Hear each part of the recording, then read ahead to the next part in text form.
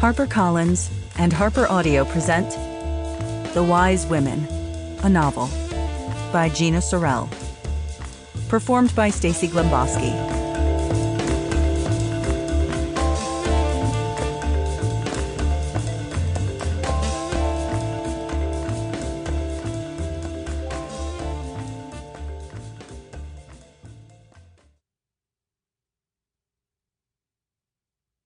A wise woman knows that the biggest investment she can make in her marriage is her husband. Wendy Wise. Just make sure your husband isn't a liar. Clementine Wise. Who needs a husband? Barb Wise. 1. Summer. Queens, New York, 2017. Nothing says I do like real estate.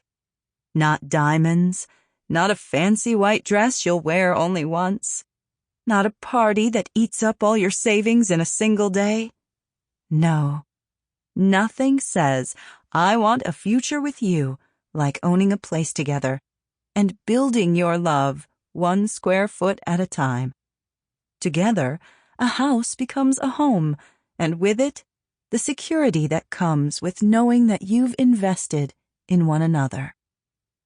Just make sure you're there on the day the deal is done, or else you might be in for a nasty surprise. And whose fault would that be? Yours, dummy. That's who. The old house was a sweatbox in the summer. The heat, along with Clementine's frustration, trapped inside. Clementine was waiting for Steve to get back from one of his endless brainstorming retreats. Yet another one for the carbonated vegetable water idea that wouldn't die. So she could ask him why the man he'd promised to call about the ductless air conditioning on the 2nd floor had never showed up. And, what's more, why Steve hadn't answered any of her texts.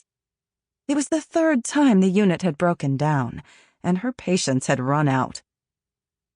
Clementine heard the screen door open and walked down the stairs as fast as she could, ready to have it out. But when she looked through the little lace curtain that covered the glass window on the door, she was shocked to see not Steve, but Mr. Gregoris, the house's former owner, standing in the sun and pressing the doorbell that no longer worked. "Mr. Gregoris," she said, opening the door wide. "How are you?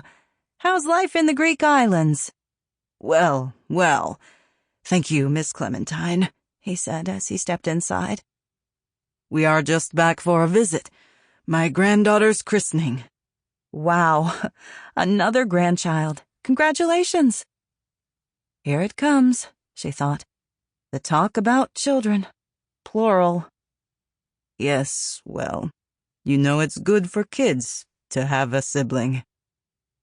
There it was.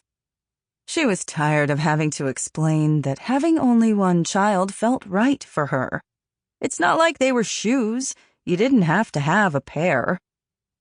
But she knew he wouldn't let it go unless she gave him an answer he couldn't argue with, so she said, yes. Well, we're stopping at 1. Better for the environment, carbon footprint and all that. At this rate, we're probably going to run out of water, so... Climate change. His tone made it clear he wasn't a believer.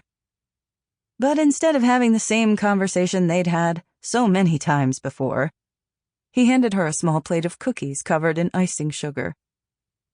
"My wife made these for Jonah. She remembered how much he likes them." The cookies were indeed a favorite of Jonah's. He'd bought nearly the entire plate of them from Mrs. Gregoris at a Christmas bazaar one year.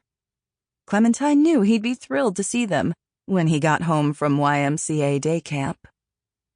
"You got the oven on?" Mr. Gregoris asked.